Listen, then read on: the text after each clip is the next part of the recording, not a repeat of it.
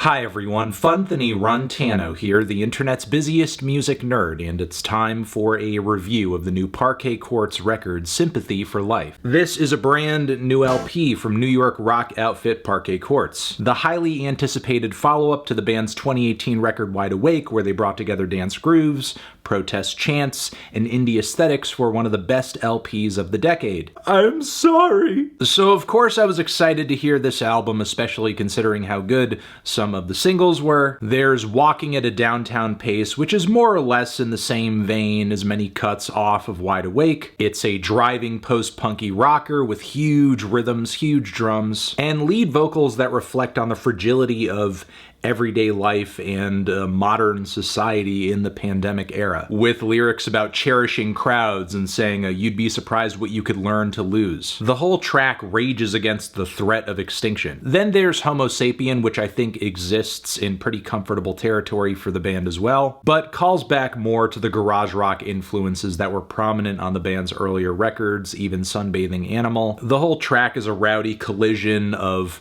humanity's primal urges and our love of modern technological luxuries, with great riffs, gritty production, and animalistic group vocals. What's not to like? Then there were some songs teasing toward this record that broke expectations a bit. Black Widow Spider is an attempt at an eerie garage and psych number, with some sort of surreal lyrics to boot. The fuzzy riffs and strange sound effects that float around the mix are cool, but I think generally for this record, this is a pretty weak vocal performance from Andrew, to the point where the singing does come across a bit awkward. Then the limited edition vinyl-only single Plant Life miraculously made it onto this LP, which sees the band flirting more with synths and electronics in sort of an alternative dance direction. Lots of atmosphere, lots of delays, lots of groove, a touch of David Byrne vibes as well, especially on the spoken word bits. The track overall is more chill and calculated than it is blood pumping, and I hope that's not a disappointment for fans, because I do think it is a well-crafted piece of dance music with some great builds. So there's those tracks there, but like these teasers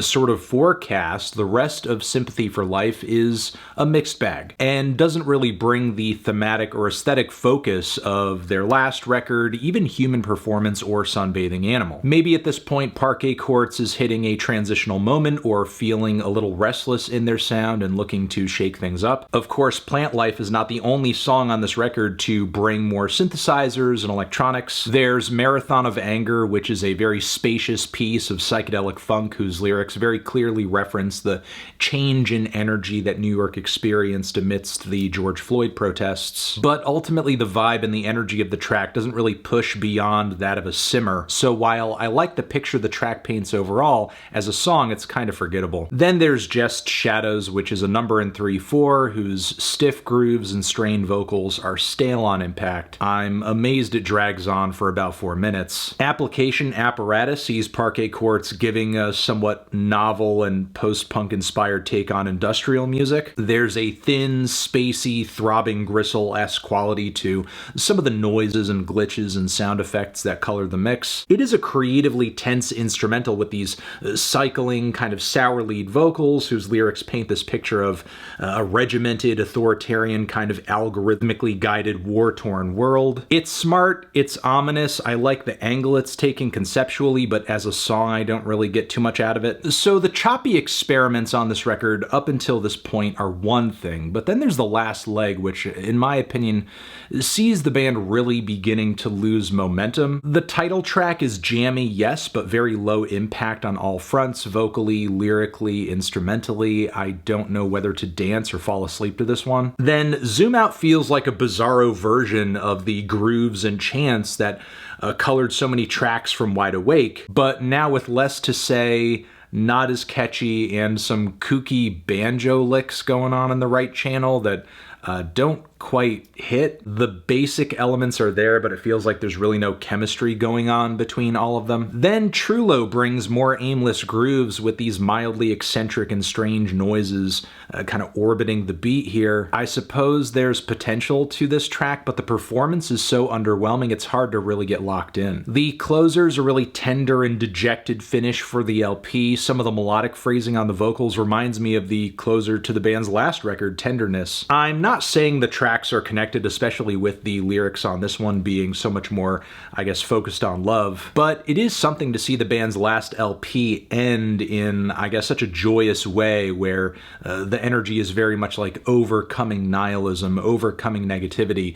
Meanwhile, there seems to be like very little hope found in the final moments of this LP. And while the tune isn't strong, the emotions are potent, and there are some ingenious lyrics woven into this one. I love this line, "I'd rather be stuffed with straw than made of tin," which I think says a lot about being mindless as opposed to heartless, you know, given the Wizard of Oz lore there. And while I don't love the song, I guess it does put a bow on the gloominess that colors so many songs on this LP, which ultimately is fine. I don't really mind the emotional change or the stylistic change this record brings to the table. I guess what I wish is it made that change more boldly and concretely, because some of the most standout moments on this LP are tracks that sound like they could have been from the last record. Overall, I think it's great the band is continuing to try new things and push forward. It's just that the songs that seem least likely for Parquet Courts on this record are often the ones that have the least inspiration on the songwriting front and the least amount of charm. Feeling a strong 5 to a light 6 on this one. Transition. Have you given this album a listen? Did you love it? Did you hate it? What would you rate it? You're the best, you're the best. What should I review next?